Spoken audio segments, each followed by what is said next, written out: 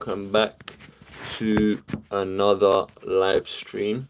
Like I said yesterday, I'm gonna try get live streams going more often now. Now that I got the feature available, I am freezing cold. I just got back from outside, so yeah, man, that's why I got the jacket on and stuff. I tried to get back in time for the scheduled time of the live, and yeah, we're here, people, man. We're here for the preview. We're here for the Bournemouth vs Arsenal preview. Now, one thing I want to say straight away is that, hold on, let me fix this lighting again. I need to get used to this lighting business. What we got? What we got? What we got? What we got?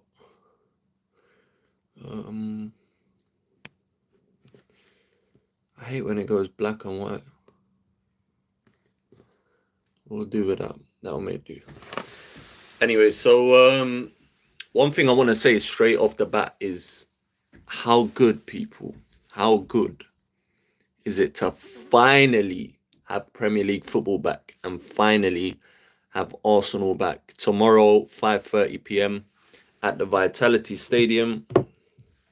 We are going to be playing against Bournemouth. Now, this game is a big game. It is a big game. When I say big game, of course, that's not me saying Bournemouth is like some sort of gigantic club that we're going to be facing. That's not what I'm saying. What I'm saying is it's a big game because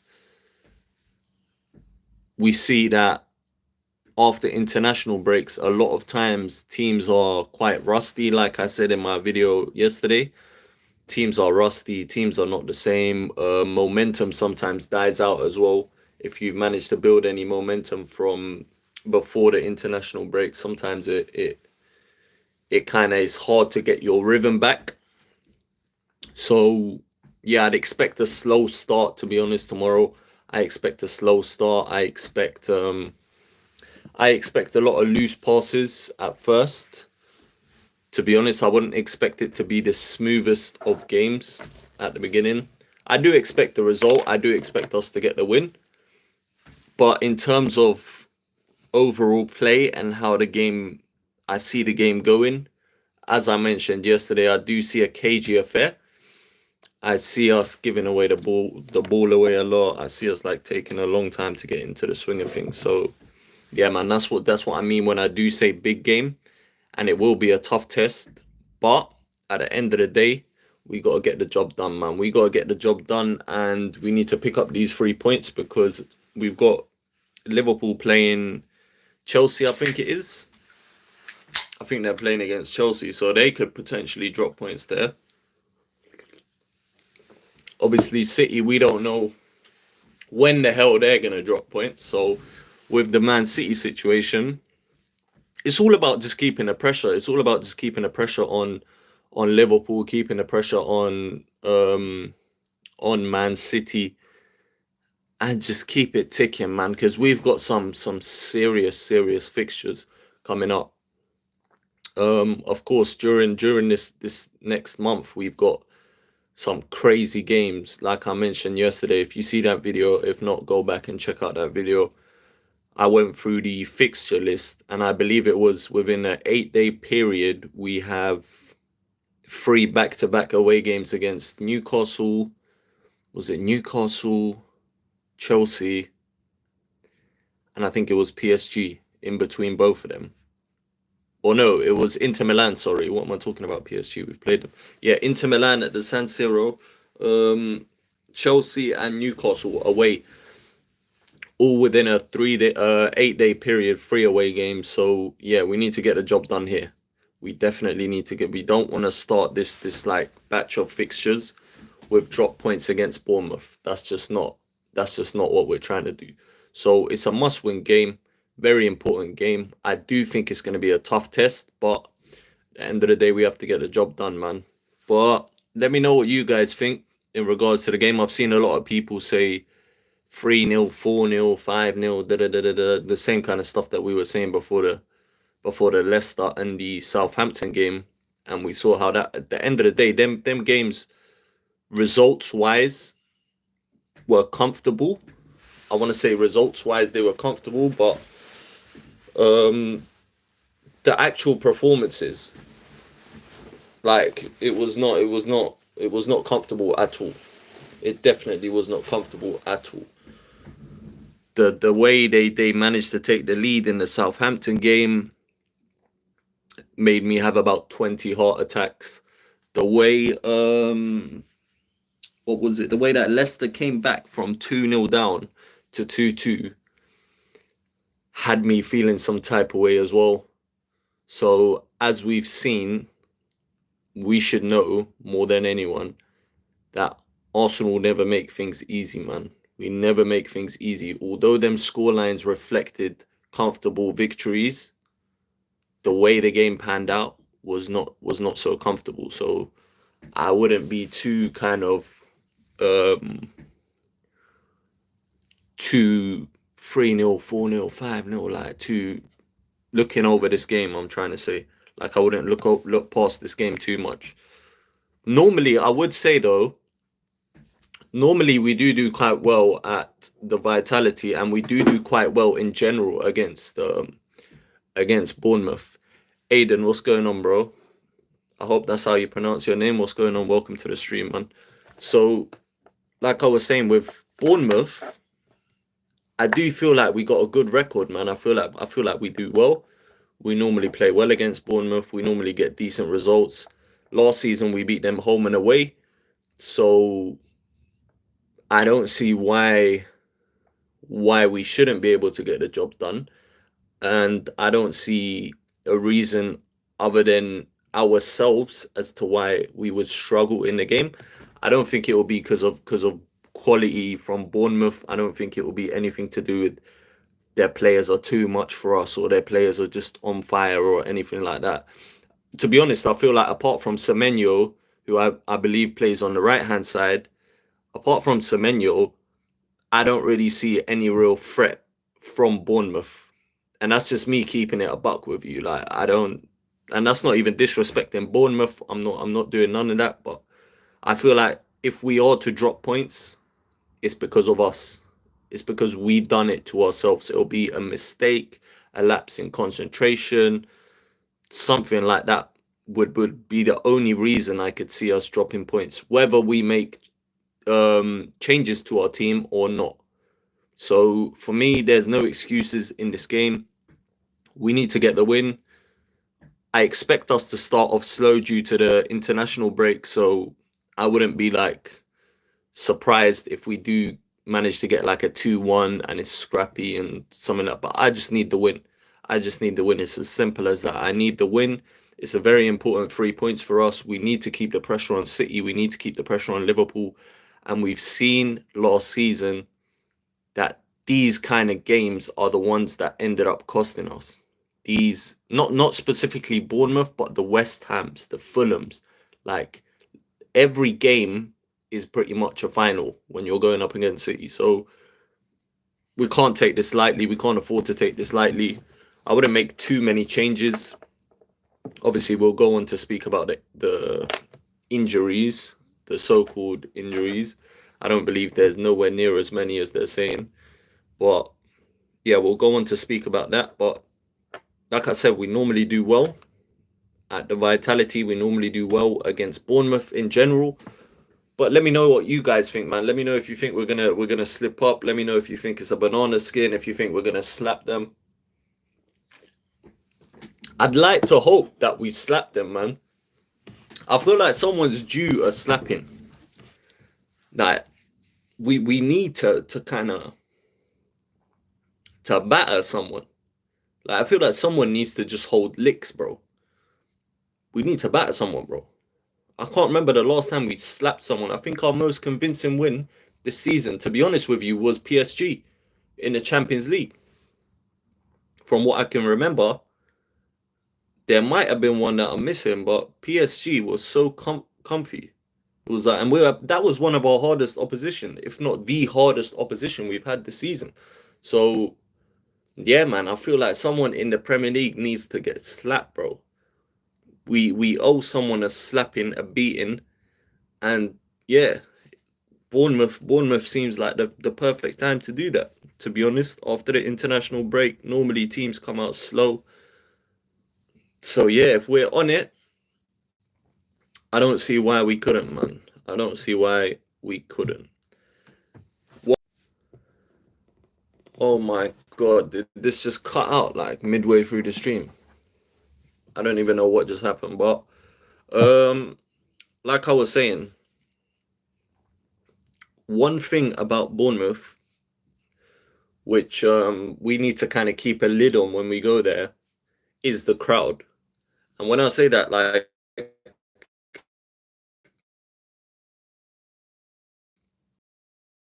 they don't have a massive stadium, so it's not a big capacity stadium, but they don't want to let that crowd get going in it. That's what I would say. You do not want to let that crowd get going because it can be hostile once they get behind their team and they start getting on top of the players and pause and all that kind of stuff. So just don't let them into the game at any point throughout the 90 minutes. And yeah, so that's pretty much what I would say about the context of the game in terms of it being a big game and how we should go about it regardless of the injuries and stuff. Now, just touching quickly on this whole injury thing. For me, personally, we don't have as many injuries as what people are making out. For me personally, I just don't believe it. I don't believe that these players have all randomly just picked up all of these injuries during the international. There's not enough evidence there to say that they have, if it makes sense.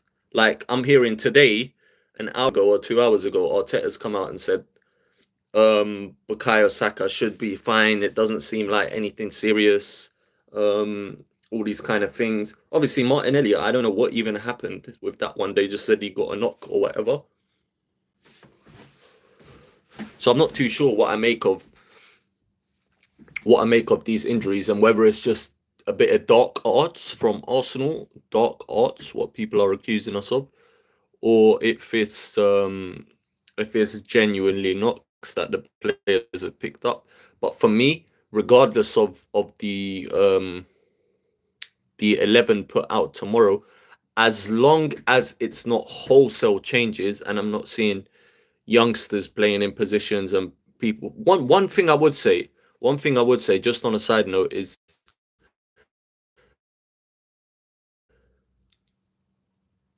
it's my issue majority of the time when he does rotate Arteta is not necessarily him rotating 3, 4 players or whatever, which I would say it can work. The issue for me is the profile. So what he tends to do is like he'll put Havertz in things like putting Havertz in the midfield or like Partey at right back.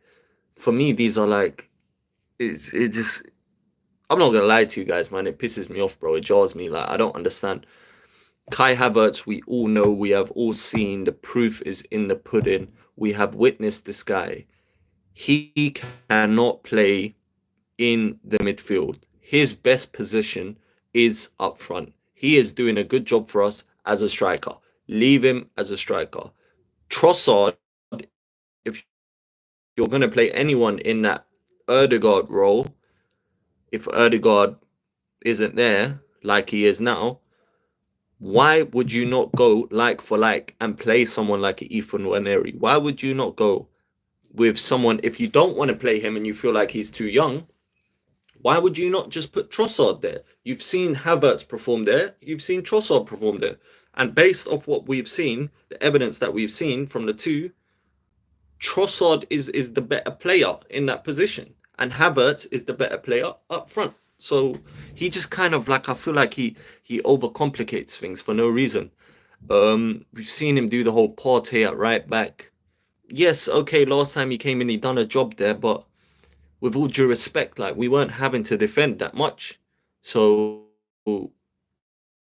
it's not a long-term solution. You can't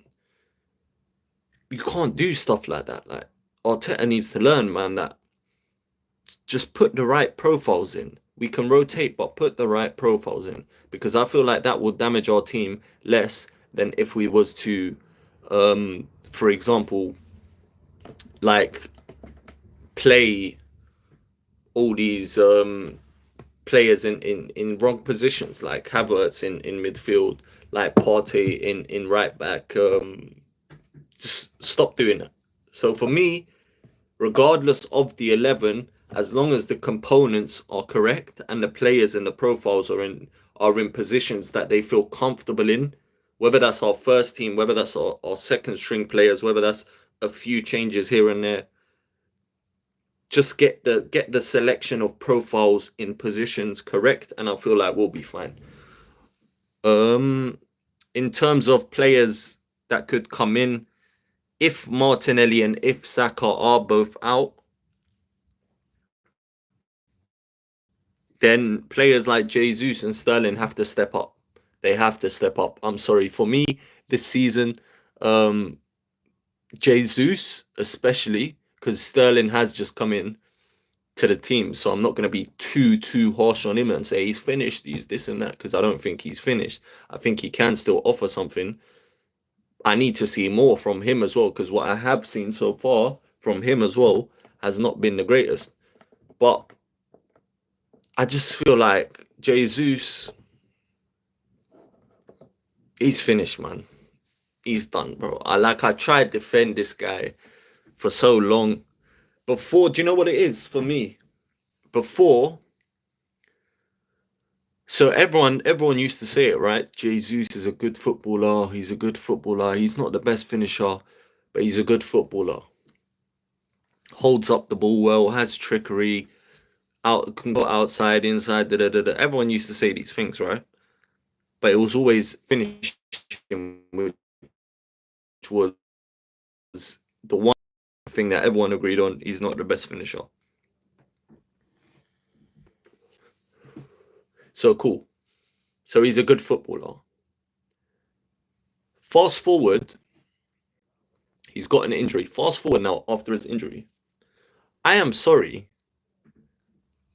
but he's no longer a good footballer now.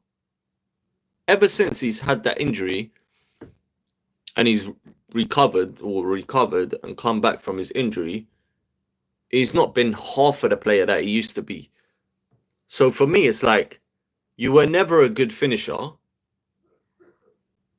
Now you're not even a good hold up player and footballer, and I'm seeing him like break down attacks because he's taking time on the ball, losing possession, placing the pass on the wrong direction, misplacing a pass, doing just small things that are just messing up the flow of our attacks on transition, especially the way when we're trying to transition against and Jesus gets, or he holds onto the ball for that split second too long, or it seems to be something that he's doing wrong during the attack. So for me, I feel like you're not a good finisher. Now your football IQ's, your ability, sorry, on the ball has gone to shit. So it's like, what are you like? You're kind of, he's kind of pointless to us right now, Jesus. So that's a worry for me. So he definitely needs to step up. And just about this will go back to the whole Saka thing. For me personally, if he's not 100% fit, don't play him. Yeah, do not play him. Don't risk it. If you want to put him on the bench, if he's 80% fit, 90% fit, and you want to put him on the bench, and in case if we need him for the last 20 minutes or something, you can do that.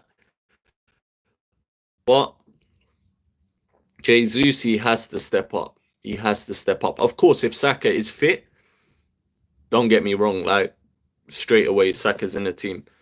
Um, so yeah, man, for me, like that's just what it is. Like Jesus, he's not the one. Sterling, I'm gonna give him a bit more time to obviously adjust and kind of like bed him into the team a bit more. Now, one thing that I do find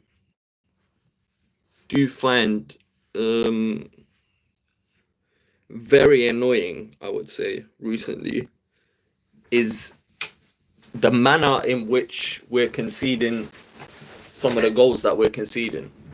For me, I need a clean sheet in this game, man. I need a clean sheet, bro. I need a clean sheet. We haven't kept a clean sheet at the Emirates so far this season, I believe. I need a clean sheet. I need a clean sheet. And if we don't, for whatever reason, keep a clean sheet, I need better defending, bro. I just need better defending. I feel like, for example, going back to the Southampton game, I feel like the goal was very, very, very straightforward. The way, and I don't normally criticize this player because I do think he's one of the best in the world in his position. But for me, the way Saliba got cut inside by, who was it, like Cameron Archer or something like that. Like he's facing Ronaldo or R9 or some shit. Like, bro, the guy just coming chopped inside on his right foot, easy as you like, puts it in the bottom corner. We're 1-0 down after dominating the game. Like the goal that we conceded against Southampton was very concerning for me, bro. It was very concerning. Of course, the second goal against Leicester, you can't really do much, to be honest. Maybe you argue Partey should have tried to prevent the cross from coming in. I think it was Partey where they crossed it on the our right hand side, where Partey was playing right back. That's what I'm saying with these experiments and shit. I feel like other than that, you can't really criticize too much. You could say Calafiori maybe. I think it was Calafiori should be knowing who's over his shoulder, but then you're being so like you're just critiquing way too deep, because the finish on that by James Justin was ridiculous. He's never gonna score like that ever again in his whole career. I promise you that. So yeah, I do expect better defending though, man. I feel like we need a clean sheet. We need a clean sheet. We need a clean sheet, and it's the perfect time to get a clean sheet. Of course, we're away from home. We're not at the Emirates, and like I said, we haven't kept a clean sheet at the Emirates all season. Um, but having said that, away from home, we do tend to defend better. I don't know why. I don't know what it is, but whenever we go away from home, I'm normally more confident than I am at home, which is, I don't know what it is with Arsenal, man. They're so, I don't know. It's weird. I'm more confident going away from home than I am at home, even against the big teams, by the way.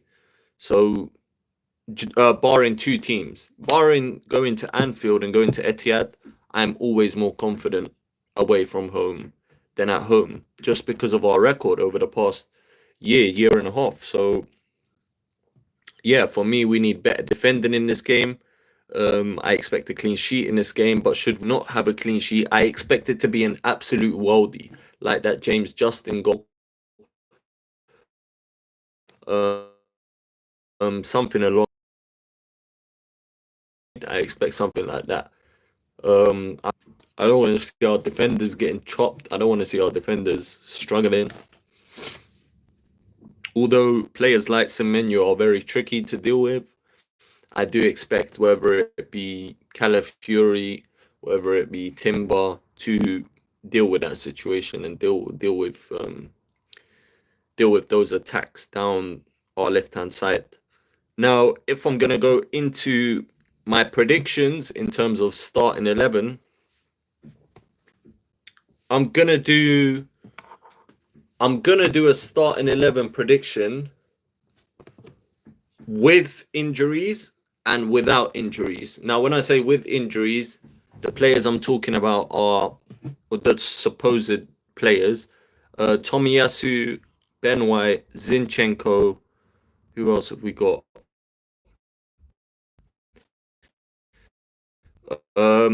Saka, Martinelli, Odegaard,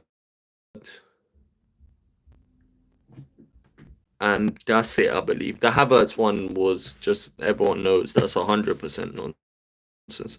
So I'm going to go without injuries and with injuries. So without injuries, saying Saka's fit, the ones that are released and stuff like that. Obviously, we know Odegaard's out. So I'd go Raya in goal, Saliba, Gabriel as centre halves. Right back, I'm going Ben White. If he's available, I'm going Ben White. And left back, I'm going Timber. I'll take Calafiori out for this game. The reason I say that is I feel like we're more solid with Timber left back, Ben White right back. I don't know what it is. I just feel like we're more solid defensively. Attacking wise, I feel like Calafiori brings more. Oh, pardon me. Sorry, people, man. That's like the 4th time I've yawned on this damn stream, bro. That's why we got the Red Bull. Yeah, so I feel like we'll be more solid. We'll be more solid if we go with Ben White and Timber. We'll definitely be more solid in my opinion. So I'll go with I've got Raya, White, Saliba, Gabriel, Magalhaes, and Timber. Then for the midfield now, what I would do with the midfield personally, in my opinion, is I would play Rice, Moreno, Trossard as my midfield three. So I would go Rice in DM in 6. And please, Mikel Arteta, bro. Like, Rice for me is so much better as a 6. Like, he's so much better than he is as a box-to-box in the 8. I understand he can do both, but for me, he's just so much better in the 6. Ugh. Rice, Moreno, Trossard. Then on the right-hand side, I would go Saka, Havertz, Martinelli. If no injuries were there, that's how I would line up. Now, if it was injuries, including Ben White, of course, then I would go Raya, Gabriel and Saliba, Calafiori left back, Timber right back, Rice, Moreno, Odegaard again. Not Odegaard, sorry. Rice, Moreno, Trossard again. And then on the left-hand side, but with injury, do I want to do that? Now, I'd go, so in the midfield, I'd go Rice, Moreno, Nwaneri. Then on the left, I'd put Trossard. Havertz as striker. And Jesus or Sterling. I'd say Jesus on the right, just because I feel like Sterling's more comfortable on the left and Jesus more comfortable on the right. But if he's having a stinker, I'm hooking him off after 20 minutes, half an hour, bro. Like, so for me, that's the starting 11. Oh man, sorry people, man, lack of sleep. So for me, that's the starting 11 I'd go with. In terms of the result, I hate predicting results. But I'd say 2-1. I'm gonna stick to my 2-1. I feel like it's gonna be scrappy. I feel like we're gonna suffer as fans, but we're pretty used to that, to be fair. And yeah, I'm gonna go for a 2-1, a little 2-1 Arsenal. If I had to say the goal scorers, to be honest with you, I reckon Havertz will score again. And I'm gonna go for Gabriel header. corner. Rice cross. So yeah, man, that's my. And then for them, if I had to say who's gonna score, it's gonna be Semenyo banger, like outside the box, top corner type shit or something like that, or off the ball. And yeah, people, that has been the Bournemouth against Arsenal match preview. Tomorrow, I'm gonna need you guys to let me know whether you want me to do a watch along or not. If you want me to do a watch along, just leave it in the comments below. Make sure that you guys smash a like on the video. Make sure you subscribe to the channel. Appreciate all you guys' support, man. It means a lot. Trust me. And I'm loving the fact that I can do live streams now, so I don't have to upload videos and stuff. I can just kind of just straight boom whack on the live stream and yeah, take it from there. So yeah, big up yourselves, people, man. Make sure you like, subscribe, comment, share the video, all that good stuff, and make sure you let me know. Like I said, let me know if you want me to do a watch along for tomorrow's game, Arsenal against Bournemouth, 5:30 p.m. Big up, people, man. We out.